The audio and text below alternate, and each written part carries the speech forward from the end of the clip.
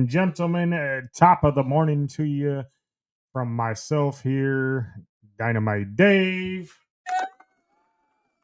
And we got returning back to us. He was a guest last week, Mr. Nick Reuter joining us, ladies and gentlemen, aka Rick. Hey, what's going on? Let's go, Buckeyes. Yeah, let's go Buckeyes. Then we got Jorge Farr.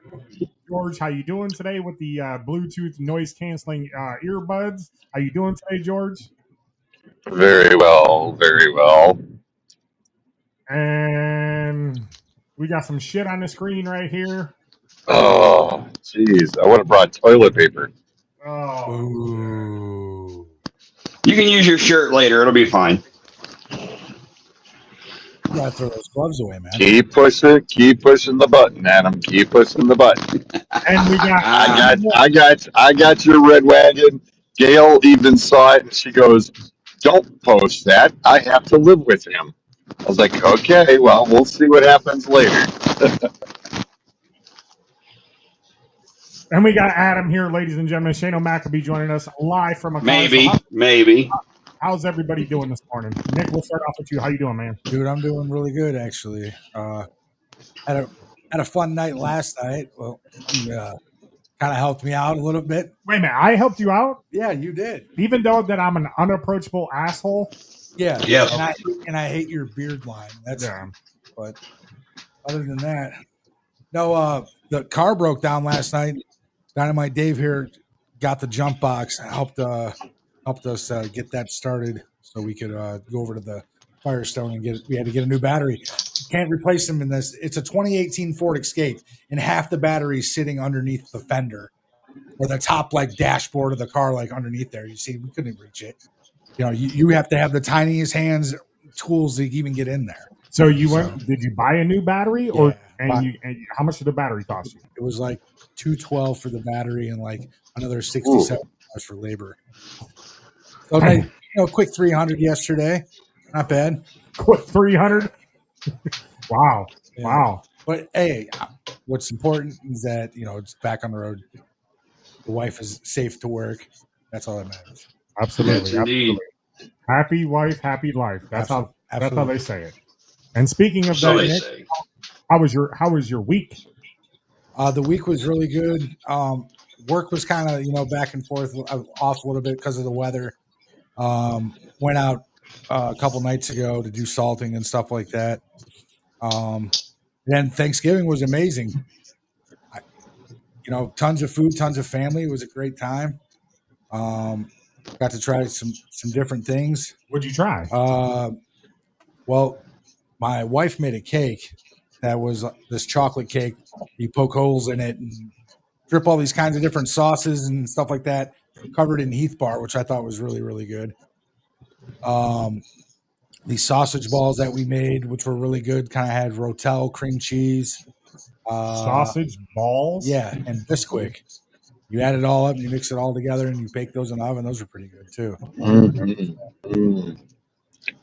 Sounds tasty. Oh, Sounds tasty. Now I'm hungry. My sister this year, she made a pumpkin pie lasagna. Pumpkin pie lasagna.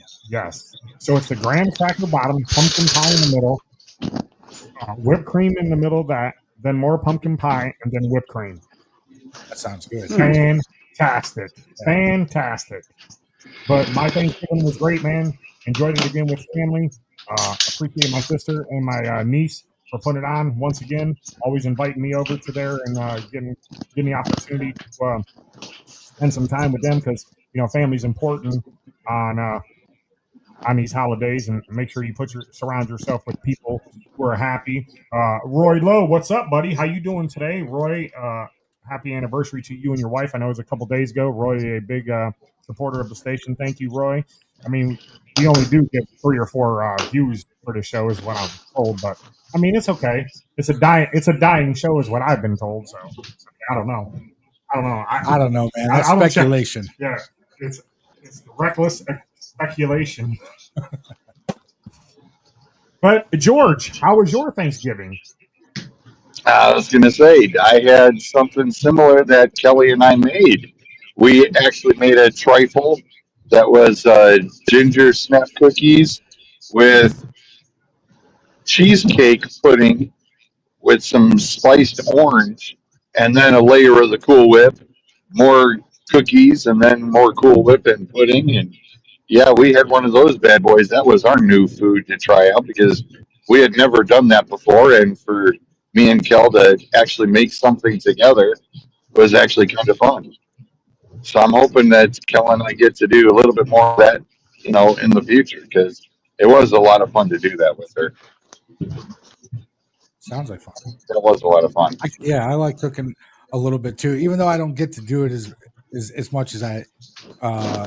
Somebody's got their I phone used on to in the have to. background. I can hear it. Somebody's got their phone out. It's coming through. I got nothing over here. Oh, okay. I'm in the car, no radio, no nothing. Anyway, George, what's your favorite dish for Thanksgiving? Oh, the stuffing right out of the bird, man. Stuffing out of the bird.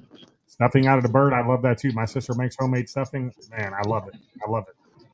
It's awesome. Adam, how about you? How was Yep. your Thanksgiving? How was your Thanksgiving? Thanksgiving's not what it used to be. That's why I posted that thing out on Facebook that kind of brought back all the memories of, when you had relatives that were, that are no longer with us, but it brought back all the memories of when they were here. And so we make the best of it. I mean, we still have a good time, but it's just not, to me, ever since all it takes is one of your grandparents to pass, and that just kind of takes away the whole meaning of, or the feeling of Thanksgiving. So anymore, it's just another day to me, just to stuff my fat face. No, I can agree. Do you think that this happens to most of us? Like when we get older, like the holidays seem to fade out a little bit. Yes, Because- man. And it's not. Yeah.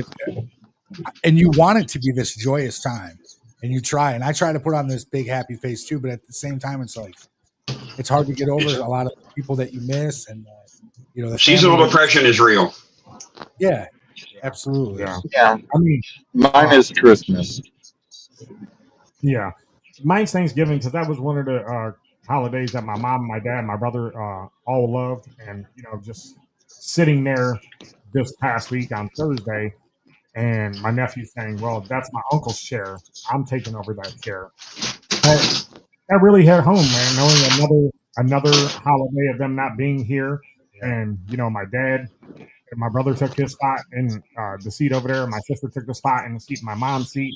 So, I mean, every year, that's why you take 1 minute by 1 minute, hour by hour, second by second, day by day, because tomorrow's never promised. You never know what could happen when you walk out the door wherever you're at or on the road, whatever. You never know what can happen. So make sure if you got loved ones, like I said in my walk the other day, I think it was Thanksgiving morning, make sure you reach out to people who you haven't heard from in a while, or just to check on them, or loved ones, check on them. Even the people that doesn't have any place to go, if you got an extra plate, take it to them. I was saying the Wednesday night before Thanksgiving, I had stopped at the Speedway, and these two younger gentlemen were like, "Oh no, we're not going to get to spend Thanksgiving with our family." And I said, "Well, why is that?" They said, "Well, because we'll be here working." I said, "Well, you better hope that your family brings you some plates here."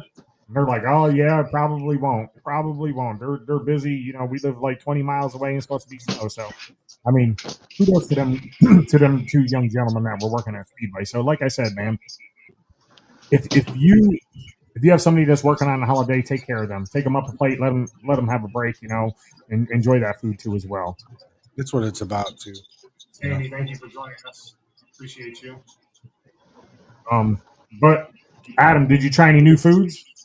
The only thing that I tried was what was that Kelly made on Wednesday? Or you and Kelly made? The pumpkin bread with chocolate chip? Yes, the pumpkin, the chocolate chip pumpkin bread. Chocolate chip pumpkin bread. Sounds I'm good. not a big pumpkin fan, but the chocolate chips or whatever set it off and made it better, so it was good. Yeah, I'm not a fan of pumpkin bread at all either. She didn't have any left. That just shows you how well it went over. Oh, nice. So you guys went to George's house for Thanksgiving? No, that was at the Moose. We had the potluck. That was at the Moose. Oh, on Wednesday. Okay. That was Wednesday. Yeah. You asked me if I was going, and I told you yes. I thought you was going to come out. No, I forgot what I did on Wednesday. Oh, I had to meet with Eric to finish some stuff for the doghouse, get everything all finalized and whatever. So that's what I did on Wednesday. But other than that, man, like I worked 2 days this week because of the holiday. Back at work on Monday. Only new foods I tried was that pumpkin pie lasagna, which is really good. I suggest you guys try that. If you tell Jess to make that Cheesecake, not lasagna. cheesecake. Is that what you said? Lasagna. Yeah, well, that's what she referred it to. Yeah, it's a layered. Oh, Yeah. oh, I got you. Okay, sorry. It's okay. Other than that, man, really nothing. Didn't try anything new besides my normal up at the Moose, the 21 piece. I think they sold out of them. I want to try that perch that they got up there. Oh, they got perch too. They do perch on Friday Every nights. Friday nights. Friday nights. Nice. I gotta try that out. Yeah, I'd like to try that out too. I'm a big seafood fan, so You like crab legs? I love crab legs. So in the summertime, this place called Blue Heron, I think it's in Middleburg Heights or North Royalton. They do all you can eat crab legs for $25 on, $25 on Wednesday. Oh, okay. They don't have a Joe's Crab Shack around anymore, do they? Ooh, I don't know. The last one that I know of that was around here was in Westlake by BMW. Oh, okay. That's the last one that I've seen around here. That used to be the spot back in the day. Yes, where you yes. get it at. So. Sandy says she tried a new restaurant yesterday, Dirty Pie in Avon Lake. Good food. So yeah. Oh, that's a pizza place. Yeah, I think. Dirty Pie. Dirty Pie. Dirty Pie. Sounds good. What's your favorite? What's your favorite restaurant to go to? If you and Jess are picking to go somewhere, and I'll go around the room. What's your favorite place to go to? If you and Jess want to go out, say, hey, get a quick dinner. Where you want to go? Where you going, Nick? Applebee's. Applebee's. Yeah, 2 for $25. Can't beat it. What do you get? What do you get for 2 for $25? Or it's 2 for $30 or whatever. 2 for $30? Yeah, something like that. That's not too bad. But yeah, we both get the same thing. We get the bourbon chicken and shrimp, mashed potatoes, side salad, whatever. I mean, you can't beat it. So that's your go-to.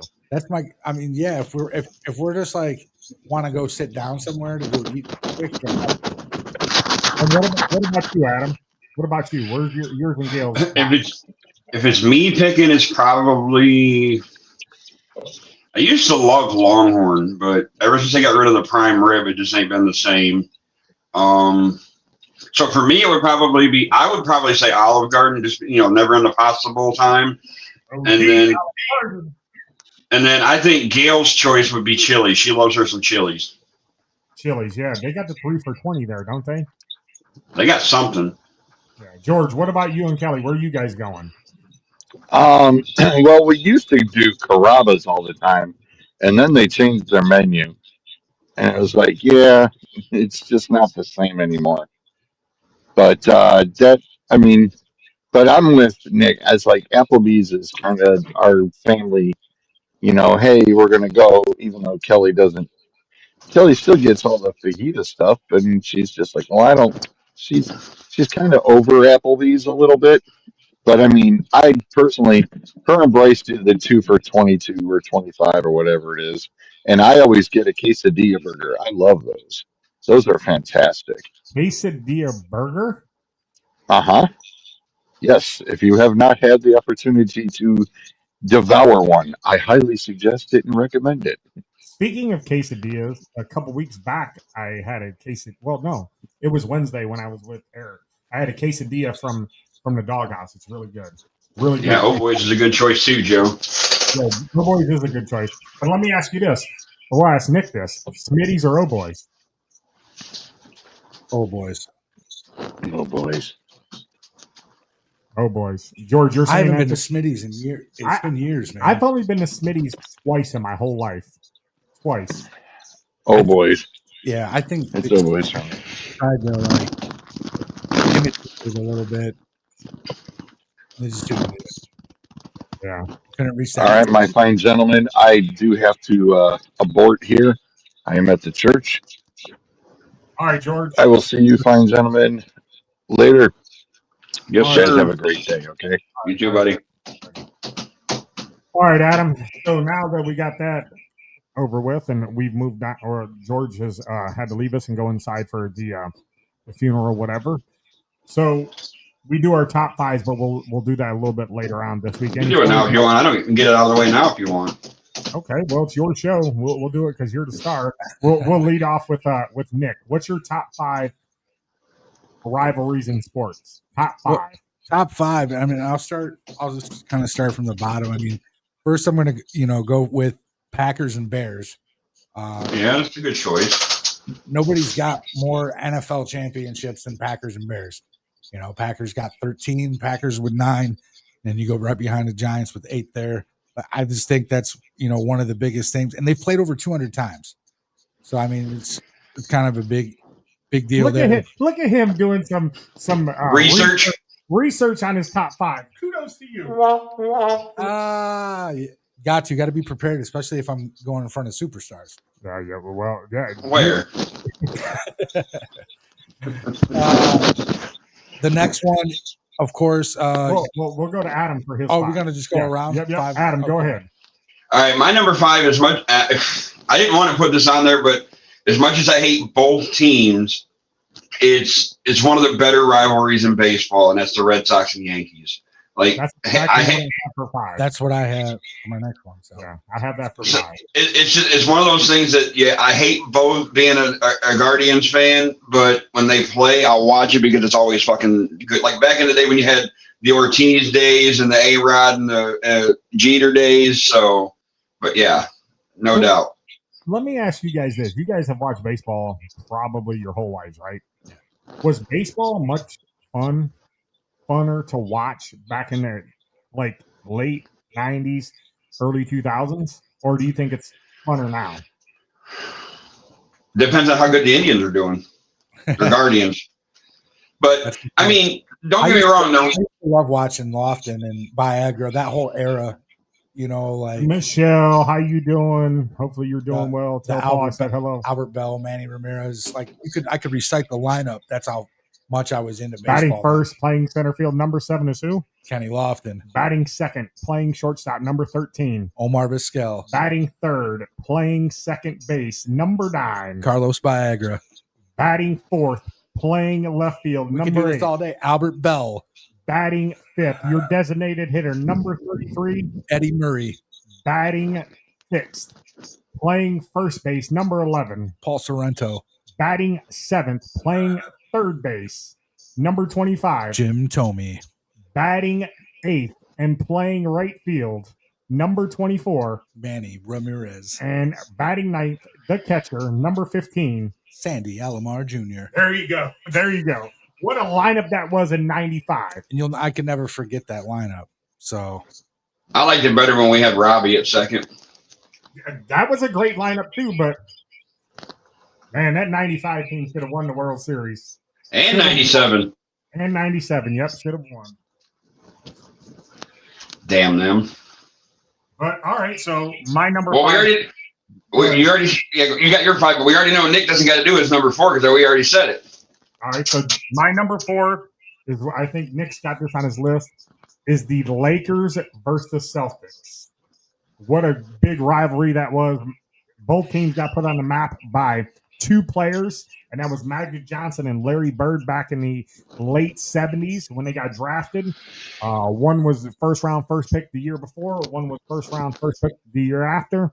And after that, both franchises turned around and still continued dominance. Boston fell off for a little bit. The Lakers fell off for a little bit, but they were back to it with Shaq and Kobe, and then Kevin Garnett and Ray Allen and Paul Pierce brought the Celtics back, and then LeBron won a championship with the Lakers, so that brought them back, and then Tatum and Brown just won another championship. Unfortunately, they didn't play the Lakers, but listen, that's a big rivalry in basketball. I think one of the biggest in basketball for sure. So that's my number 4. What's yours, Nick? I had my number 4. We already went over that. Yeah, that's right. Yankees and Red Sox, and mine was just because the curse of the Bambino. Really, ever since the trade, then the Red Sox went on that drought. But that was my number 3. If we're going that way, was the Celtics and the Lakers. So you kind of covered the basis on that too. All right, Adam, what's your number 4? My number 4 is one that I think, if you live in SEC country, they try to say that it overshadows which we all know the number one rivalry, which I said we couldn't use, but that's Ohio State, Michigan, is the Iron Bowl, Auburn and Alabama. They've had some damn good games, like the kick six and everything, and stuff like that. But Auburn, Alabama is a good rivalry. I will watch that later, but it's nothing compared to obviously the one that's on at noon. The one that's on at noon, is there anybody that really cares about that game? It doesn't matter. I mean, for you guys, if you lose, it doesn't matter. Were we not supposed to pick Buckeyes and Michigan as one of the games for the rivalry? Dave didn't tell you, did he? No, I didn't. Thanks a lot, Dave. I didn't know that neither. It's in the chat. I said, but you can't pick Ohio State, Michigan because we already know that's the number one, everybody's number one answer. Okay, well, I already have my number one anyway, so I got to come up with a number. I can come up with a number. Right, I know you know sports enough, Nick. You got it. Yeah. See, that's what I get for not paying attention, right, Nick? It's all good. Like you tell Chipper all the time, it's in the chat. I know. But yeah, so now we're at number 3. Right? 3. Yeah, Nick already did his, so do yours. My number 3 comes from the world of boxing. Muhammad Ali versus Joe Frazier. That was a big. Go ahead. I thought about putting that on my list, but I didn't get into it, so it's like I don't know enough about it to say that. That's why it didn't make my list. Yeah, so that's my number 3. Nick, what do you got? My number 3 was your Celtics versus Lakers. So you covered everything with the Lakers and Celtics. I was going to say, talk about Magic and Larry. They were just 2 iconic players at the time, So that's why they made the list for me. All right. Adam, what are you on? You already got yours? Number 3? Yeah, my number 3, I think it's one of the more underrated rivalries that a lot of people, unless you're a part of this rivalry, that a lot of people don't talk about, and that's the backyard brawl between West Virginia and Pitt. Ooh, that's a good rivalry. That's a good rivalry. Very undershadowed, in my opinion. All right, so I'm gonna let Nick go with his number 2. John Evans says West Virginia Pitt. Yep, he said it there. He also says Hurricanes Notre Dame. Convicts and Catholics. That was a good doc. Thanks, John. Yeah, it was. I'm going Browns Steelers. I mean, and that's just one that I grew up on. And I know that, you probably have something to say about that. But, I mean, has it been a rivalry since they've been back? Historically, it is a rivalry. Historically, okay, but is it more of a rivalry with the Browns versus the Ravens or the Steelers versus the Ravens?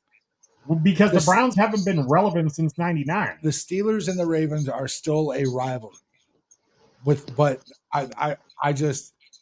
I grew up on the Steelers and the Browns. Like, it's kind of like the Ohio State and Michigan for me when that game day. I don't care how the Browns play as long as we beat the Steelers. Yeah, okay. I mean, I can give you that as a Browns fan. Just like, I mean, because I really haven't seen any good Brown football since I can remember. I would say the best Browns football team that I ever remember watching was 1988. 1988, when they went against Denver in the playoffs, against Buffalo in the playoffs, and we had Fuck John Elway. Bernie Kosar was the quarterback. I mean, that was the best Browns team that I've ever seen play. But I don't think they've been relevant since 1999. I don't think so, and I don't think me personally. I think it's a bigger rivalry for Pittsburgh fans is that it's Ravens, not the Browns anymore. Yeah. See, I think the rivalry kind of died off when the Browns left. John says Browns versus the front office, Browns versus the entire office. Yeah, I could agree with that. Yeah. Yeah, that's my number 2 is the Steelers versus the Ravens. I can also put Bengals. I could also put Cavs versus the Warriors for that 4-year stretch. That was a big rivalry. Yeah. But it hasn't proceeded any more than that. These teams we're talking about play all the time every year. Cavs normally played the Rockets, or not the Rockets, but the Warriors twice a year in the regular season. Then they play them 4 years in a row in the finals. So, I mean, is that really a rivalry? I mean, for a little bit of a stretch it was, but no, it wasn't. But anyway, so what's your number 2, Adam? I wanted to put Michigan and Notre Dame, but we haven't played them in a while, so that kind of died off. We don't play them again until 2033 if that doesn't change between now and then. So I had to get something. And being that Michigan has a lot of rivals, obviously nothing's going to compare to the one today. But we have one that we play for this trophy right here, and that's Michigan State, the in-state battle of Michigan State. And yes, it is signed. But I went with the Paul Bunyan game, and that's Michigan State is my number 2. It's our second most hated rival, obviously, compared to the school in Columbus. Okay, your second most hated rivalry. All right, so that's a good one. I can accept that. All right, Ryan Day's wearing a picnic basket. We'll go with our number 1 since we can't have Ohio State versus. Since we can't talk about the game. Yeah, the game today. Why can't we? No. We're saying for our top 5. Oh, I gotcha. If I can think of another one that I can really think of, like off the top, kind of would be Duke and North Carolina. That'd be a good one. Duke and North Carolina basketball, though. Yes, you're such a dick. What was going to be fine. You are such a dickhead, dude. It's okay though. Yeah. I love you, man. I love you. Well, no, hey, Dave. It's not a big deal. You can elaborate on it. Go ahead, Dave. You could have used the Bayou Classic, Grambling and Southern. I really don't watch that game. So is that both of you are going with Duke, North Carolina for your number 1? I mean, yes, that's my number 1. Thanks, Nick, for spoiling it for everybody. Thank you. I had no idea. It's okay, but that's a good one, man. Look at all the players that have been involved in that rivalry. It's 2 big courts, like the biggest courts I can think of in college basketball. I think if you go back in NBA history, one of them 2 schools have the most top 5 draft picks in the history of NBA. Can you name off the top of your head as many players came from North Carolina that was number 1 pick? I cannot. Was Tyler Hansborough number 1 pick? He was a top 3 pick. Yeah. There's only 2 that I remember in back-to-back in the 80s. That was Brad Daugherty from the Cavs and Sam Bowie that went to the Portland Trailblazers. Okay. That's fun fact. Didn't hear that name in a long time. And who else did they have? Oh, Rasheed Wallace, Vince Carter, Jeff McGinnis. I can keep going on. I mean, Danny Green. Who can forget about it? Michael Jordan. Yeah, I was going to say, how can you forget the most obvious? Tyler Hansbrough. I mean, Eric Montross, Jeff Forte. Then we go to Duke. We got Jay Williams, Christian Laettner, Bobby Hurley, Trajan Langdon. Who else? Where did Cooper Flagg come from? Duke. Was it Duke? Okay. Duke. I wasn't sure if it was Kentucky or Duke. I couldn't remember. John says that, or a good one from John, Army versus Navy. That was my number 1. Thanks, dickhead. Army Navy is my number 1. That's a big rivalry. Yeah. That's one that, like, it's a rivalry that I don't have a say-so in, but I will watch every year just because of the pageantry of it. And lately, they've been coming up with some badass uni combos and different special uniforms for that game. Do you care who wins that game? No, I mean, not really. I mean, I don't care either way. But as long as it's a good game, there's been a couple blowouts the last couple of years, so it hasn't really been worth watching. But hasn't been worth watching. It's because they've been blowouts. Ty Lawson. Dave, you fucked up. You forgot to cross out the M in my name. Isn't that what you guys do for this week? I mean, you said it. I didn't. The only reason I said it is because I'm watching. I got on the TV here the Big Noon Kickoff, and they're showing everybody going around with the red tape around Ohio State's campus, putting all the fucking covering up all the M's. Wait a minute. This will be the first time ever since me and Adam have been friends that we get to spend a Michigan-Ohio State game together. Yeah, and I hate to burst your bubble. 2 things. Anytime Chipper and I watch it together, Michigan wins. And I don't know I don't think it's any silver lining or anything that could go into the game. You're coming to the Moose to watch it? Yeah. Okay. So anyway, go ahead. What's your second one? The last 2 years, and this has nothing to do with football. The last 2 years, the night before the Ohio State-Michigan game, Ohio State basketball has played Pitt and lost on a game-winning shot at the buzzer. And they did that again last night? Pitt did it again last night, dude. Hit a shot in between the three-point line and the half-court marker and drilled it, and they got the win by 2. So I guess luck is on your side this morning so far. I got my lucky draws on, too. But let me ask you this, Adam. How long you been a Michigan fan, and why did you become a Michigan fan? Because a lot of people ask me, why is Adam a Michigan fan? So go ahead. The floor is yours. Why are you a big Blue fan? It's been over 30 years because I was a big Elyria West fan growing up. I mean, I'm talking like I would listen to their games on the radio, like WEOL, when they were in the playoffs all them years ago, not realizing that eventually, one of my best friends was probably on that team, and Willie, you know what I mean? And they had the orange helmet with the white wing. And so I'm like, I kind of, I'm digging that helmet. And then obviously I looked into it, and thank God I picked Michigan instead of Delaware because they both have the same colors and the same, setup.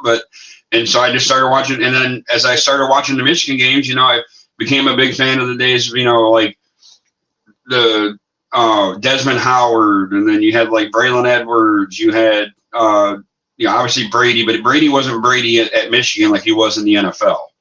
You had Shoelace, you had Blake Corum, you had Aiden, and just throughout the year. So, I mean, it's just always been something that and Dave can vouch for me on this, is that I've been with them through and through all the bullshit and dealing with all the shit for all these years that, but I'm still loyal. And I do remember us having a conversation 2 years ago before Jim Harbaugh left, and we told Adam, we said, listen, like, Harbaugh's leaving. He's like, oh, no, I don't think so. I don't think so. Then he went to go to the Chargers. And Adam, let me ask you this question. Who do you think, besides Brady, and take Brady out of the equation, the greatest Michigan football player to go to the NFL? Charles Woodson.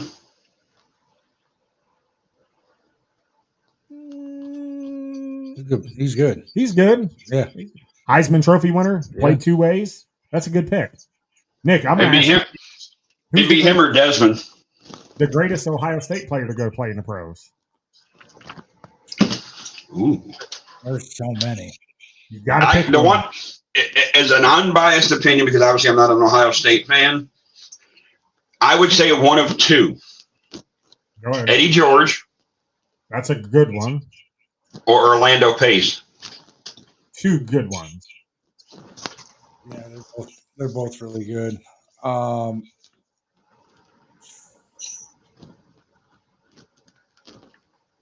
Who's his name? Linebacker. AJ? Andy Katzenmoyer? No. AJ Hawk? AJ Hawk. That's who I would probably go with. The greatest Ohio State football. From what I could. Yeah, I like AJ Hawk. AJ Hawk's okay. I wouldn't even put him in my top 5. I think Laurinaitis was better than him. Laurinaitis is good too, but I don't think he's as good as Hawk. Man. So if I had to pick, I would have to agree with Adam. Yeah, or Orlando Pace. But the greatest Ohio State football player of all time, we already know who that is. Archie. Nope. Braxton Miller. I thought you can say Vic Janowitz. Braxton Miller is the greatest Ohio State football player of all time. I won't argue that. John Evans says Maurice Claret. That's a good one. He played 1 year and had a fantastic year. Yeah. And we got a national championship with him. Yeah. When they beat the Hurricanes. I haven't heard that name in a while. He screwed his career up big time. Yeah. Big time screwed his career up. But, yeah, big rivalry game today. Adam, what are you looking forward to in this Ohio State-Michigan game? I don't know, dude. Anymore, like, I obviously don't want to lose, but I know it's coming. It's at that point where at some point we have to lose this game again. Like, it's going to happen. Like, a 4-year run has been nice. I won't get greedy, but I just got this vibe that last year nobody expected us to win the game, like, at all. And we somehow pulled it off because Ryan Day was an idiot and tried to beat us at our own game, and it didn't work. You guys, we beat you guys last year. You decided to go on and, we pissed you off enough that you went on to win the national championship. Yep. I got a feeling it's going to be flipped this year. I think you guys beat us, but you don't win the national championship. I think we're going all the way. I mean, we're getting back to back. Everybody thinks that at Ohio State. I can't think otherwise. I mean, What's that? That we're going to do back-to-back titles. And he's saying he's actually giving the game up today, saying that he thinks Ohio State will pull it off, but won't win the championship. Who's going to beat Ohio State? Indiana can beat you. Indiana can beat you next week for the Big Ten title. I don't think so, dude. I'm not going to talk a lot of shit, but our defense is the best defense probably in the last 15 years in college football. Probably. And you're gonna get mad when I say this, but the Big Ten is weak. You guys have played nobody. You avoided all the good teams in the Big Ten. You avoided Oregon. You avoided USC. You play who is dealt to you by your schedule. I understand that. But it's not. But the thing is with how weak the fucking conference has been, you guys have not been tested all year. And so what's gonna? We can do it today. You think that they can do it today? Yes. Who's starting at quarterback for you guys? The number one recruit in the nation. Who is? We didn't have Bryce Underwood. Okay, so go ahead. You didn't have a quarterback. You guys, we didn't have a quarterback last year, and we fucking with 60 yards beat you guys passing. Bryce can run, and Bryce can fucking throw, and people fail to realize. And this is not an excuse, but Michigan is the youngest team in the Big Ten with fucking 8 freshmen starting on the offensive side, and we're 9-2. So if we're 9-2 this year, going into this game today, the next 2 years look pretty damn fucking good. And considering we have the number one running back in the nation coming to fucking Michigan next year in Savion Hyder, you're gonna have Underwood, Hyder, and fucking Andrew Marsh, along with our fucking tight ends. Like, we're going to have a decent offense next year. Well, hopefully you guys can put it together, win a national championship. I think in the next 2 years, we got the opportunity. We could possibly do it. Yeah, I don't know. I really haven't watched much college football this year. I just know Ohio State is, 11-0 right now? Yeah. The only thing I can say about Ohio State that kind of makes me nervous a little bit is sometimes we start off a little slow. And make there were games that we had this year that were a little close the first half, and then we dominated the second half. You're right. And you know what I want? You know what I want to see out of this game? Well, I'm saying if we get away from that this first half, Michigan starts to score, that we could be in trouble. Yes. Do you know what I mean? And that's the only thing I can really see. You know what I want to see out of this game?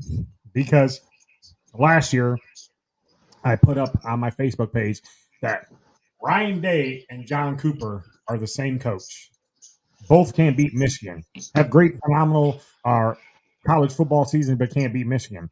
If I'm Ryan Day, I'm running the score up to 63 to whatever, and I'm taking 4 years of beatings by Michigan to the heart and to the head, and I'm laying it on them. I'm not getting off the gas pedal. If you got 2 minutes left to go in the game and you can score another touchdown, pour it on. Just pour it on. Don't punt the football. Don't use your field goal kicker. Take them out of the equation. 4th and 20, you go for it. If you got a big lead, you go through it. Add insult to injury. Dog them. Just dog them. Because Ohio State needs that game, because last year Michigan came there and planted their flag in their field.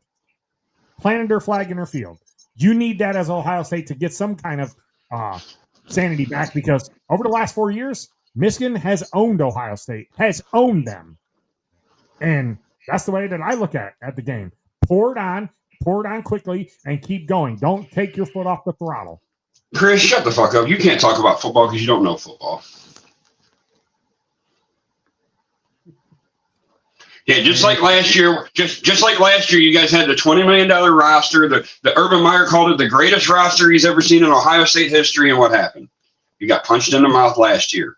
I just said that we lost. All I'm saying No, is I'm saying Gilbert because he wants to talk shit. You guys think the score is going to be close, or is it going to be? It's a rivalry game. It should be. listen, I had it at 37-24 bucks. 37-24 bucks. Yeah, I think that I don't think it's going to be a blowout.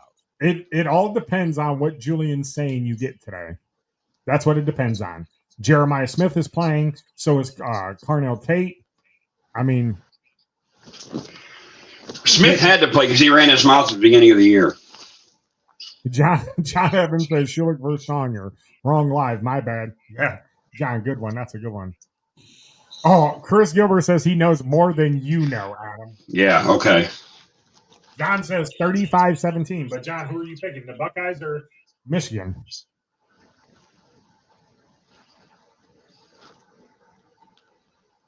Wayne says 4 years of ass kicking makes the Buckeyes angry. LOL.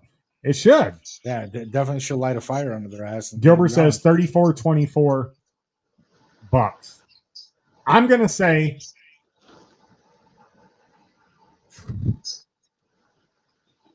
I would say 42-35 Ohio State. But I want it to be 63-0. You want the shutout, but you think it'll be a shootout? Yes. But you just said your defense is the best you've seen in however many years. You're going to give up 35 today? I mean, Adam, any given Sunday, any given game, you know, we've seen upsets happen before. I mean, this would probably be the biggest upset of the season. Yeah. What is Michigan? I mean, no offense. I don't think Michigan can. I don't know if the Michigan can put up 35. I guess it's not far off from 24 though. So. Yeah, we're ranked 15th. Yeah. What do they bet? Chris wants to bet you, Adam, $20 that Ohio State beats Michigan. I don't bet on this game. He should know this by now. And the bad thing is I'm pretty sure that fucker still owes me like 2 cases of beer from like fucking 20 years ago that I'll never see. Oh, here we go, taking attacks at Chris Gilbert now. No. Chris, thanks for tuning in, man. Nick, what do you think about this game? What does Ohio State have to do to win this football game? Ohio State has to have time of possession. They got to control the clock, good clock management, and keep their run game going. I see a lot of option reads and stuff like that out of the backfield. I want to see our defense on the field as least as possible, and just run nice long drives down the field. That's what I would like to see, is just having good clock management. I think we'll win the game. Clock management. Don't forget, whoever wins the rushing yardage and who has more rushing yards wins this game. Like they said that the last however many years, 20 years plus years, whoever wins the rushing battle wins the game. So Chris Gilbert says that he is changing his score. 34-9 Ohio State. And then like always, if Ohio State loses, Chris will disappear off of Facebook and everywhere else, and you won't see his ass for fucking 6 months. Well, I mean, I know where he works at. You can stop by and see him at the pizza shop. I'm good. Yeah, I just think Ohio State's got to lay it to him. I really do. I think Ohio State's lay it to him. But the one thing I will say in your defense, Ryan Day's only got 1 win in this game,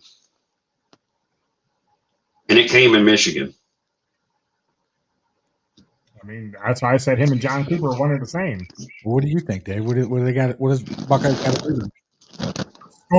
Score quickly, and keep the foot on the throttle. Keep going. Keep it going. You got. I mean, I said 42-35, and the more and more I think about it, I don't know if Michigan will score that much, but I just threw that out there. But I'd like to see Ohio State just beat the brakes off of them and don't look back. Just pour it on. I mean, you have to. You got humiliated 4 years in a row by Michigan. Urban Meyer owned them. Ryan Day, like Adam says, Ryan Day is 1-4 against Michigan. 1-4. Yeah, he's 1-4 against Michigan, but he's like 80-6 against fucking his other record is 80-6. Like, you know what I mean? That's very John Cooper. Out of your 6 losses, 4 of them have came from Michigan. No, he's 80-6 against everybody else. He has 10 losses as a coach, and 4 of them are Michigan. So almost half his losses. Yeah, 40% of your losses are against Michigan. It all stops today. Well, we better hope. We better hope he's got him prepared. Our team's. I think our team is well prepared. I think we're going in with the mindset of, like you said, full throttle, and just keep pushing until we jam some scores down their throat. So, we got to do. Who isn't the rivalry? Michigan is up by 1 in this game, Adam. Ain't that it? No, it's like we're up 7. Really? Yeah, it's like 60-52 or 51 or something like that. Let me check on that while you guys talk for a second. Go ahead. You guys talk about Ohio State or Michigan. Go ahead, Adam. I don't know. Just this game always makes me nervous as shit, regardless, because you can throw records out the window. They don't mean shit, and you just never know what you're going to get with this game. And you know, wasn't the game last year? Wasn't there the game of field goals or something? It was 13-10 was the final. Yeah, 13-10, right? Because I think there was 2 interceptions on either side for both teams. The reason you guys lost last year is that Ryan Day tried to play the running game and just run the ball down our throats, and you couldn't do that on our defensive line with fucking Mason Graham, Derek Moore, and the guys. Like, he tried to beat us at our own game, and it backfired on his ass. If you win today, it will be because Ryan Day is not calling the plays, but Brian Hartline is, and I have a feeling Brian Hartline's got a way better game plan than Ryan Day would have ever had in the last 4 years. So the overall series is 62-51-6, with Michigan leading. Ohio State has lost the last 4, but before that, Ohio State won 8 consecutive games against Michigan from 2012 to 2019. Bad thing is you were 1 away from tying the record. I think the record in the series is 9 straight. Yeah, I think it's time for it to flip back, though. 4 seems like, you know. I want to go back to every year when it's the home team wins. We can go from there. But no, because right now that's not going to matter. Like if we both have good records going into the game, they're both going to make the playoffs. If they have like going on, say you both going undefeated into this game and you lose, you have a 1 loss and you're still going to get in with 1 loss. You know what I'm saying? With the way the new playoff system is. Right. But is your defense going to be able to stop that run game today? That's still going to be the big. You guys have no run game. Bo Jackson. Who? Bo Jackson. I'm just saying, is your defense as strong this year as it was last year? Do you believe that still? I think ours was stronger last year, but ours is still pretty solid this year. And Wink Martindale knows how to game plan for this game. Okay. It's a 12-14 kickoff, so we'll find out after first kick. Yeah, why is it 12-14? We don't know why. We don't know. Yeah, it's just delayed. Well, they'll have to do all the sport prognosticators will have to do all their picks and shit, so they'll probably run a little over. And Adam, what do you think that Michigan has to do to win 5 in a row? Well, now I remind you, we have an 18-year-old kid at quarterback. All right, like he's going to make mistakes. You can't turn the ball over. That's the biggest thing because there's been a Northwestern game, prime example at Wrigley. He got flustered, panicked, and he threw 2 picks late in the game. But then, when the time came and we needed a drive to, unfortunately go down and kick a field goal to beat Northwestern, but hey, a win's a win, right? He did what he had to do and drove us down. He looked really good last week against Maryland, even though it's Maryland, they're hit and miss. But I mean, considering it was a trap game, we still put 45 on them, so that made me feel comfortable. But you got to limit the turnovers, and I'm hoping that Jordan Marshall, Mr. Football in Ohio last year from Cincinnati Moeller, if he plays today and he gets the kid is shifty. He's quick. He can hit the hole and be gone in an instant. So I think if we can control the clock with our run game and limit the turnovers, we'll be in the game. And we're 5-0 at home this year, so I like our chances being at home more than I would if we were in Columbus. Michigan's home today? Yeah, I like that. No, I think that's exactly what we need. That's why he's got to really pour it on, especially in the big house. He's got to pour it on. And don't forget, it is supposed to snow today at the game.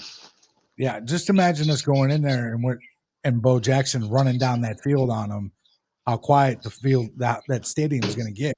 That's what I want to hear. I want to see Julian Sane have 4 touchdown passes.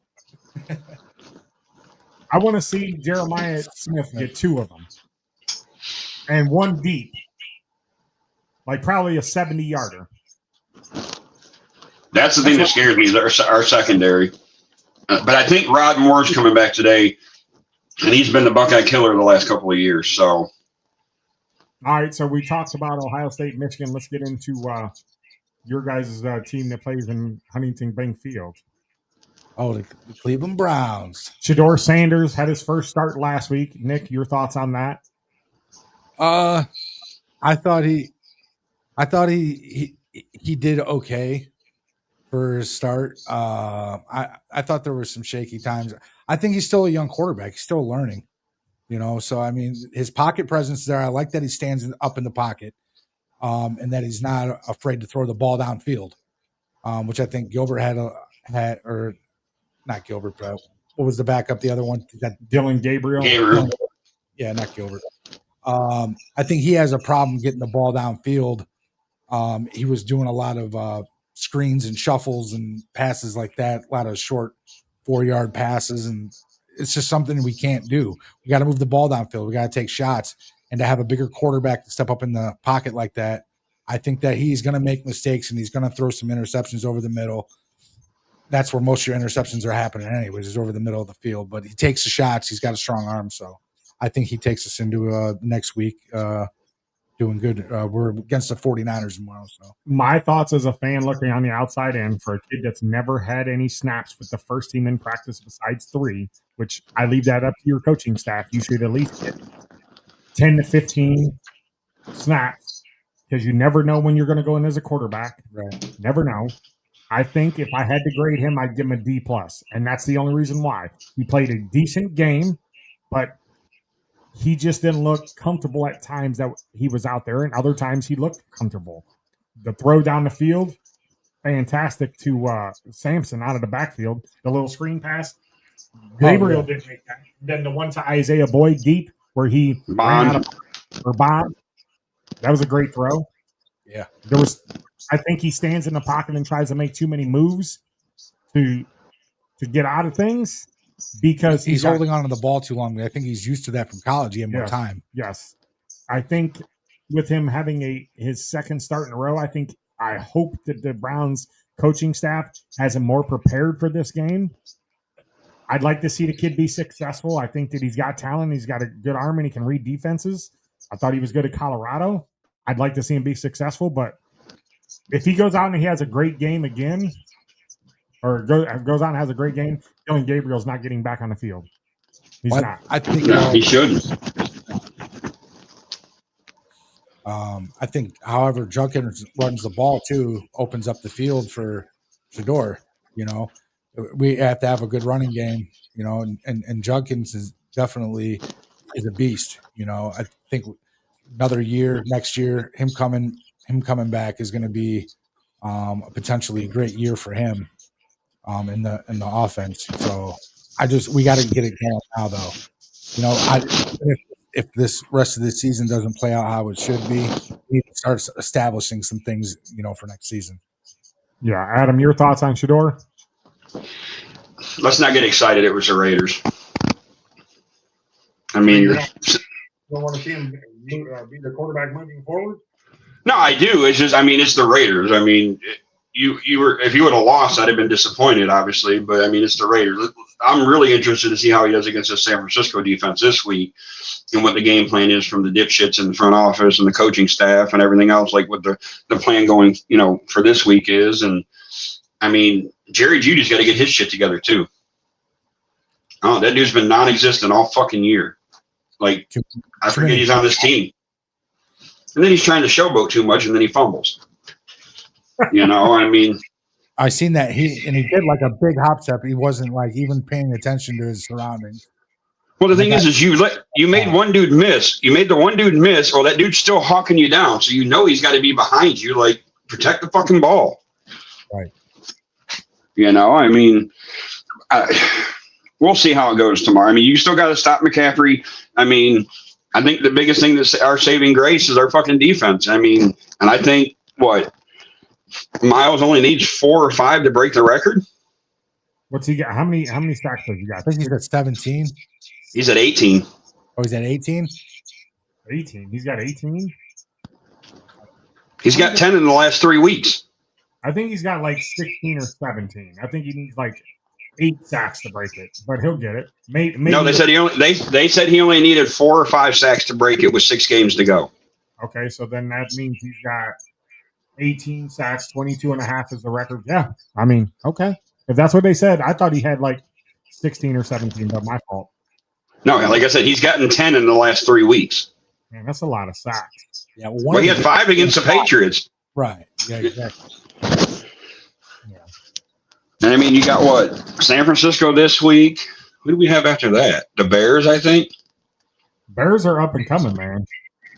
What did I tell you? Yeah, I was surprised the Bears beat the Eagles yesterday. So the Eagles didn't look like the Eagles yesterday. The Bears. I love it that the Eagles are struggling. The Chiefs are struggling. I mean, I love the fact that and I mean, look at the Cowboys. They beat the 2 fucking Super Bowl winning or 2 teams that were in the Super Bowl last year in the last 2 weeks. Yeah.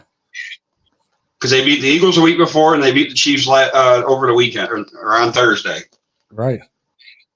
And then there was a game yesterday, right? The Eagles. Yeah, Eagles and Bears, and the Bears won in Philly. Yeah, I forgot about that game. Somebody kept saying, "Oh, are you watching the game?" I'm like, "What game?" They're like the Eagles and the Bears, and I'm like, "Well, I'm not mad because AJ Brown went off for 2 tutties and about 130 yards, so I'm cool with that." Right. Well, Bob Vandy got the ball. I didn't have him in fantasy. Who? The one I'm not gonna. That hurt me. No, Lamar Jackson hurt me, fucker. Yeah. All right, he ain't getting shit. Andrews ain't getting shit. We're going to go to 11:30 today so we can get to the game and watch it, but we're going to take a little quick break real quick. We'll be back right here after the break. You guys are watching Unscripted.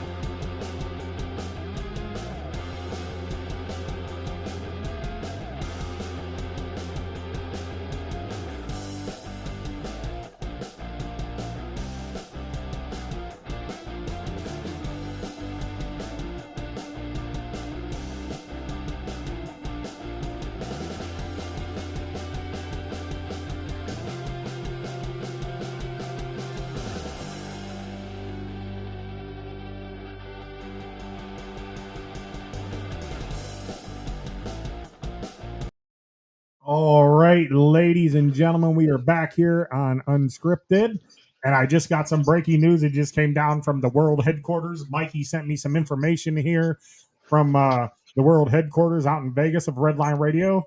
He just told me that there was a deal that went through that Nick is going to be joining us every other weekend that Chipper's not here, unless there's snow on the ground or he's got to work. But welcome back to Redline Radio, Nick.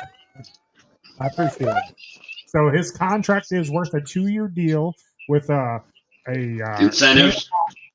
With incentives of can of Monster and a bag of potato chips. I love both. Sounds like a Browns trade. A Guardians trade. Yeah, because we know how the Guardians do it. They don't do it the proper way when they go make the trade. But other than that, man, all right. So we got about 20 minutes left to go in the show. Nick, any world topics you want to talk about now? Anything on the news that caught your eye? Anything that's going on out there caught your eye? Yeah, I'm actually. Are you guys hip to this documentary that came out? It's called The Age of Disclosure. Age of what? It's called The Age of Disclosure. Mm-mm. Okay, well, basically what it is it's 34 high-ranking government officials that basically are coming out over this whole alien and UFO cover-up over the past 80 years about like how we have this technology and that, you know, they're saying that these UFOs and aliens and extraterrestrials are real, and it's this big world cover-up. I suggest people watch it if they want to like learn anything, you know, in that sort of topic. But I thought it was really, really interesting. And that's one of those topics I could go on down the rabbit hole for and just talk about a whole bunch of stuff. So, well, go ahead. Let's talk about it. How did you get? Let me bring this up real quick, just because I think this is funny. And this goes back to the game. Since Ohio State last beat Michigan, there's been 66 Ohio State wins, 9 different versions of iPhones, 6 kids between Brady Quinn and Matt Leinart have been born between the two of them, 3 different NFL teams for Mark Ingram. Like, they just brought up some funny stats, and I just thought it was funny that they brought up 6 fucking kids between the 2 quarterbacks, former quarterbacks that are now on the panel at fucking Fox. But all right, carry on. Sorry. Carry on, yo. Go ahead. No, but I just thought it was kind of interesting. I mean, I don't know if you guys are into that. Are you guys into that kind of stuff at all? Would you hold it against me if I just started watching Stranger Things? No, because I don't even watch it. I just watched the first. Go ahead. I gotta watch the problem is they brought it out at the worst time. This could be in the final season, and every episode's over an hour long, like hour and a half, or I think the final is 2 hours. Like, yeah. I ain't had time to watch it yet, so it's like I don't want to get into it and then like have to pause it. Like, I got to be able to sit down and have nothing coming on and just binge watch it in a day. Is this something I should definitely watch? Yes. Yes, very good. Yeah. All right. Yeah. Stranger Things season 1. I have to start from the beginning. Yeah. Yes. All right. Yes. Well, I also heard Landman is pretty good. Been watching that. Who's that with? Adam, who's that Billy with? Bob Thornton. Billy Bob Thornton, Allie Larder. Demi Moore's in it. Oh, okay. This has got to be Mike from the Beard of Browns podcast. He says Ann Arbor is a whore. She may be the whore, but she's made Ohio State her bitch the last 4 years. Oh. Yeah, so how can you not love this rivalry? Yeah, how can you not? But I don't know, talking about everyday things that are going on, what do you guys think about Black Friday shopping? Did you guys see Walmart had that 98-inch TV on sale for $498? No, I didn't. Is that what it was? It was $498. So they knocked off $500. Yes. Wow, did not know that. Frenzy at the line or at the store, I'm sure. I know Target had an issue at one of their stores. What happened? They were supposedly giving, I guess the first 100 customers were supposed to get some sort of swag bag or something from Target. So the people that lined up or whatever found out later is that, so they've been standing there for 2 hours in the fucking cold since like 4 a.m. that people that got there like between like midnight and 3 a.m. got their tickets and went home and came back And we're like, people were pissed. They're like, what do you mean? Like, he goes, I've been standing here since. He goes, you mean you gave the ticket? He goes, yeah. He goes, we're all out. And like, it caused a big uproar because they had already given out the tickets earlier. So the people got to get their ticket, go home, and then come back and got the swag bag. And all those people that been sitting there since fucking, however long in the cold didn't get shit. Mike it's funny. I understand. It's funny because when Michigan talks about fans talk about shit with the game, it's stop living in the past. Y'all lived in the past, but then that's the first thing fucking Ohio State fans do is bring up the past. Make up your fucking mind. You can't have it both ways. Quit telling us to live in the past, and then you fucking recite the past. Okay, fine. You want to go to the fucking goddamn what's the record again, Dave? 62-51. Yes. Okay, yeah. Talk shit when you can beat us all you want until you take over the record. It don't mean shit. Well, losing 4 in a row didn't help. Which I think can happen. That's going to happen in our lifetime. What's that? But it's a rivalry. You're going to have swings on either side. In our lifetime, we will be beating Michigan overall. Well, we got what's 11 games? 11 games. That ain't nothing. That's a lot, dude. It's a decade. That's a lot. Let's turn this rivalry into something just punishing, just demoralizing. I mean, I'm down. I'm down, dude. Let's talk about century. Yeah. Not that it's gonna happen, but just hear me out because somebody brought this up, and he's an Ohio State fan on TikTok. Hypothetically, say Michigan wins today. You guys then go on to the Big Ten championship game and lose to Indiana. Could Ohio State be on the outside looking in at the playoffs at that point? I mean, that's a good question. That's a very good question. Let me ask you this question, though, Nick. That ain't happening. Being an Ohio State fan, does a loss today to Michigan warm the seat, even though the Days had his record is what is he 62 or 82-4 regular season besides not beating Michigan, right? Right. If he loses to Michigan today for 5 years in a row, do you fire him? Absolutely not. If you can't beat your arch rival, you don't fire Ryan Day? Look at his record that he puts. It's just this one game. I think that's just a fluke, man. To be quite 4 honest. years in a row is a fluke? Yeah, it's a fluke. It's not a fluke, dude. No, it's definitely we definitely need to be able to prepare for Michigan a little bit differently. But like you know how he Ryan Day's not calling the plays though. Okay, well that's one of the smartest things that he's done. Okay, you know what Ryan Day reminds me of against Michigan? Mike Tomlin versus the rest of the NFL. Mediocre. No, I always joke that Ryan Day is Henry Winkler's character from The Waterboy when he goes up against Red Bow and how he's like standing on the sidelines and he sneaks in between the players and disappears. That's how it is with Day in Michigan. Beer the Browns podcast says Day had extra security at his house. OSU fans threats him. We're threatening him last year. Oh, because we did you guys. Just think of it this way: we beat you guys, we piss you off. You go on to win another national championship. I mean, I think it's time though. Like you said, if we want to continue this rivalry, what good is it going to do for you guys to win 5 straight? There's no rivalry there. I think that stops today. Let the Buckeyes go in and win that one. We started. Let me ask you this, because this is the biggest question now, because it got brought up last year. You lose to us, you win the Big Ten championship. What would you? No, so you lose, you win today, but you don't win the national championship. Which way do you want it? You can only have one or the other: a win against us or the national championship. I would much rather beat Michigan. I want to beat Michigan too. It's the same. You got to get over that hump. You have to. It's the same thing for me with the Browns and the Steelers, though. Like I don't care. Yeah.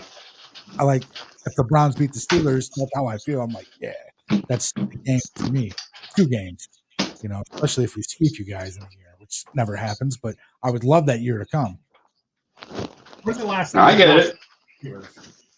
I don't know. The game we went to probably. the last time the Browns swept the Steelers in a regular. Oh, swept the Steelers? I couldn't tell you. I couldn't tell you either. What had to have been in the 80s, maybe.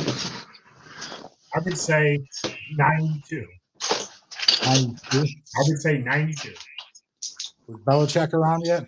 Yes. Belichick was your head coach. Yeah. Against. That's probably the only time. Let me ask Google. You think Google won it first?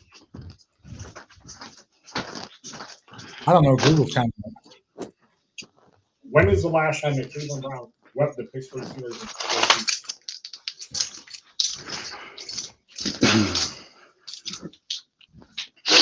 God, has it even been in our lifetime? Probably never been done. No, I'm sure it was done in the 80s. The Bubby Brister days. I was 4 years off. 1988 is when the Browns did it. 88. Okay. Told you. Last time the Browns swept the Steelers. When's the last time the Browns won the division? That was probably 88. Same year? Yep. No, wait. Didn't we win the division with Derek Anderson? No. You guys went 10-6. Pittsburgh won the division. Wild card. We won the wild card that year, I thought. Oh, okay. Wild card. Okay. When was the last time the Browns won their division?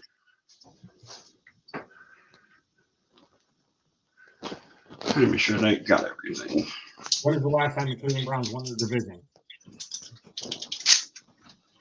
When do you think it was?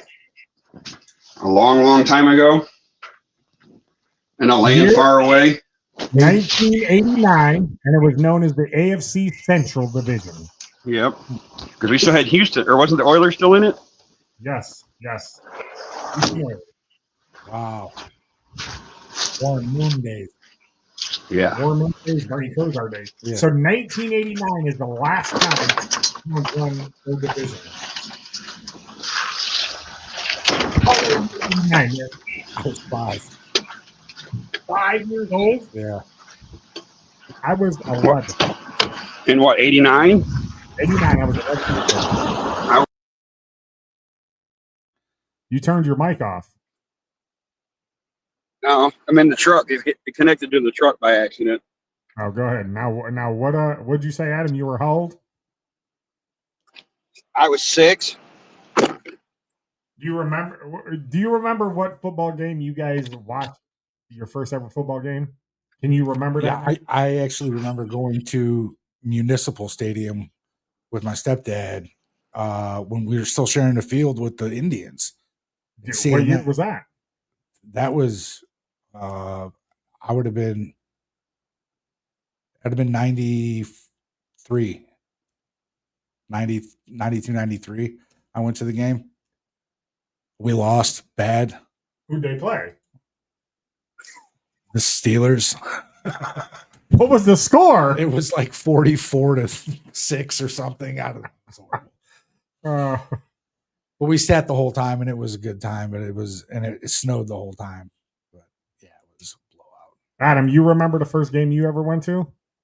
Yeah, Browns Steelers at the old stadium, and we won 13-3.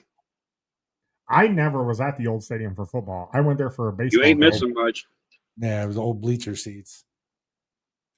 That's where I sat at. And I heard a lot of horror stories about that. Yeah, that stadium. But I mean, it was cool that I got to live a pastime in that and have a memory of that stadium before it got taken down. It's kind of cool. All right, so real quick, I'm going to dip into something that you know here, Nick. If you had to, because this was brought up on a podcast that I was watching, and this was right up your wheelhouse. If you had to pick your Mount Rushmore for rappers of all time, who are you putting on there? Oh, wow. Well, a lot of people will probably, disagree with who my number one is. I mean, it's your Mount Rushmore. Right. So who are you putting on there? Start from number one. However you want to do it. 4, 3, 2, 1. However you want to do it. the person who influenced me mostly and got me into hip hop was Raekwon from Wu-Tang. Okay. So Raekwon, the purple tape. So I would put Raekwon on there. Eminem. So Eminem would be your 3. He would be my 3, yeah. Okay. I would also have to go with Jada.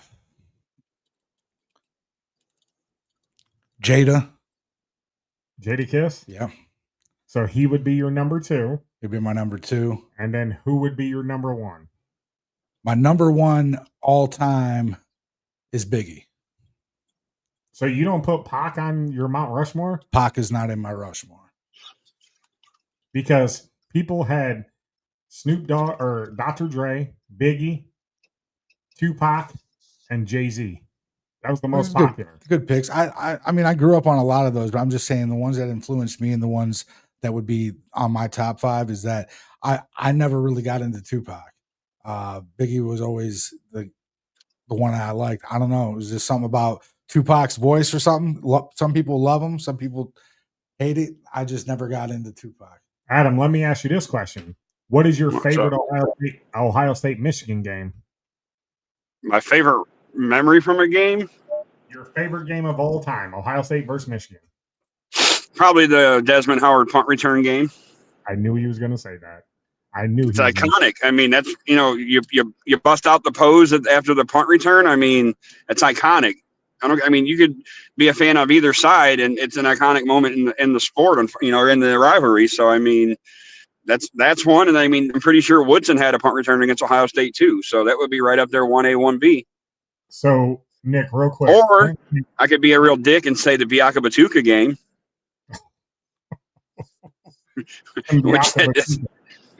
What do you have, like 300 yards rushing that day? Yeah. So real quick to your question there, Nick. Clint says Tupac, Eminem, Jay-Z, Lil Wayne are hit on his Mount Rushmore. Chris Gilbert doesn't give the other 2. All he says is it's Biggie at 1, Pac at 2. Who's your other 2? You got 2 more. Come on, Chris. Get with the program. No, those are good picks. They're both great lists. I mean, all good rapper. I think it's just how it personalizes for you, like who you grew up on. You know? Absolutely. Eminem doesn't make the list? Eminem's definitely on the list. He had Eminem at 3. Clint had okay, it cut out when I missed that one. Yeah. What about you, Adam? Do you have a top 5 that you would have? Top 4? For rappers? Yeah. Mount Rushmore's 4. I mean, me personally, I don't get into the rap that I know would be like Eminem, Biggie, Pac, and probably you could say Snoop or Dre, but like I don't know about all the other guys like the Jada Kisses and stuff like that. Like I didn't listen to all that stuff. You know what I'm saying? So I was in the mainstream with the Biggies and the Tupacs and stuff like that. Even Dre could be on that list. I mean, Dre's got some good shit too. Jay-Z. Okay, yeah, Drake, absolutely. Drake. I thought you said Drake. I was about to say. Who, Drake? No, I don't know shit about Drake. I mean, of this generation, Drake. In a newer generation, Drake will be considered one of those for this newer generation, for our generation. But the bad thing about it is in our, like with the way the generations and shit are now, you're gonna have we have our Mount Rushmore of rappers. They're gonna have a Mount Rushmore of mumble rappers. Exactly. Like if I was 20 years old and you're asking me this question, I'm going to be like, oh, it's got to be Drake, 21 Savage, Kodak Black. Like who? Exactly. Yeah. See. The only name I know from that is Drake. Right. So exactly. So I mean, people that you don't listen to now, are going to. Is Kodak Black even good? No, not really. 21 Moons or no, they're 21 Savage. Oh no, they're both mumble rappers, like Adam was saying. I have to check them out because I've never heard of them. You want to see a good bit? Go watch Joe Coy talk about that on one of his stand-ups, where he's talking about mumble rappers, and then he goes he talks about mumble rappers. He goes, but then he goes, I can't understand this. He goes, and he does a little bit, and he goes, you put on Biggie. He goes, we'll fucking shut the club down. Oh yeah. I've seen that. That's funny. He's not wrong though. No, he's not wrong at all, because people can vibe to that and know it word for word. Yeah. Exactly. But Kodak Black. Yeah, I was just throwing names out there. No, I'm not saying trying that to they're remember. Like, what song does he sing? any song that I don't. Maybe songs that you might not know. I mean, do they play him on any local? No. Okay. Yeah. You know, because if I'm turning on the radio, I got 3 stations on. It's 107.3, 92.3, or 106.5. Yeah, that's what I'm turning on. I don't even turn the radio on at this point in time of year because all you hear is fucking Christmas songs. We just listen to MP3 or music list, So Apple list, or Spotify. What's your go-to #1 song if you're in a bad mood? What are you putting on? You're in a bad mood. What are you putting on, Nick? Man, I'm putting on. I'm probably putting on some Little Baby. What song? Probably Emotionally Scarred. Adam, what are you putting on if you're pissed? Limp Bizkit, Break Stuff. Nice. What about you? Wash It All Away, Five Finger Death Punch.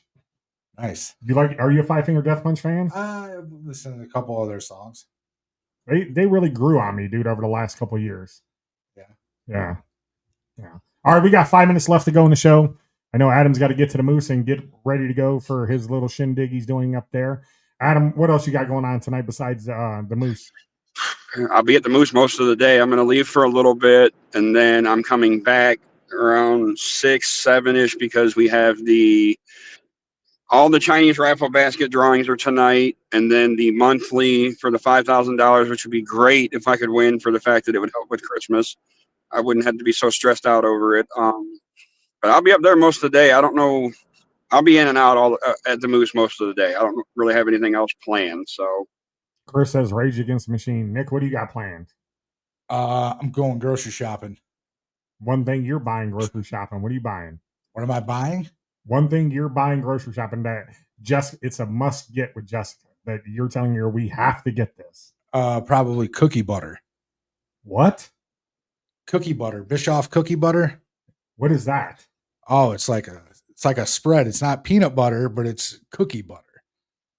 So it's almost like it tastes like a ginger snap kind of, but okay. I got you. Incredible. I don't put it on anything. I just eat it with the spoon. Cookie butter? Yeah. See, if they had brownie batter that way, like when you make the brownies, how you'd always lick the bowl after the fact, they put that shit in I would eat that right out the fucking, the tub. Are you going to put that together with some fun dips? You're going to dip the fun dip in there? No fun dips. No fun dips? No fun dips. That's no fun. If you guys ain't doing nothing tonight, get a hold of Adam, see if he can get you in the Moose. If anybody's not doing anything, or they got to bring they're supposed to bring their memberships up anyways, so they can join. Are you guys? Is there a possibility you guys might show up there tonight? There's a possibility. I got to speak with Jess, see how she's feeling. She's working the day too. Yeah. So, or you can head up to the Doghouse, 114 Antioch Drive. Bad Juju will be playing there from 9 to midnight. We know where Shane will be. That's why he's making all that money this morning. Shane O'Mac. All right, so for Nick, congratulations on coming back, man, for you guys here on Welcome back, brother. Unscripted. Thanks, Nick's going to be joining us every other week. That Chipper's not here, so glad to have Nick here with us on the show. I'll put you in a group chat and whatnot. So that's one, because we normally kept track of how many times we said whatnot on the show. So that's one. Yeah, we've been getting away from that. Yeah. But other than that, you guys have a good rest of your Saturday. Enjoy it. Be safe out there on what you're going to do. Hey, and just make sure if you're feeling depressed or if you're down, reach out to somebody, talk to them. Any of us here, you can talk to us. Just don't talk to me because I'm a wreck myself. I got to fix things myself. No, I'm just messing. But you can reach out to me. Unapproachable asshole. Right. You can reach out to me and talk to me, or Nick or Adam or anybody on the show if you feel comfortable talking to them, or whoever you feel comfortable with. Make sure you guys get your Black Friday shopping done. First of the month is coming up, so make sure you guys be cool out there. Weather's starting to get colder. You see somebody pull over on the side of the road. If you want to stop and help them. I helped Nick yesterday jump his car. Glad that they got that taken care of. So Nick, appreciate you for coming on again, man. It's so short notice. I messaged him like at 8:15. He said, yeah, no problem. So kudos to Nick for coming on. Shane, we missed you. Chipper, we missed you. Deez, we missed you. George, he's on too as well. So thanks to everybody on the show, man. I really appreciate it. And you guys helped me get through the week. And we got a new show starting next week with Jen and myself. We'll get more details about that. And we're going to have Amber Joy on next week. She's going to be joining us if I can secure that. That's that bus aide that was accused of sexually harassing kids. You remember that back in the early 90s? Yeah. That was her mom. So we're going to get her on to talk about that and see if there's any updates or whatever with that. So we'll see you guys next week. Go Bucks. Go Blue. Bucks.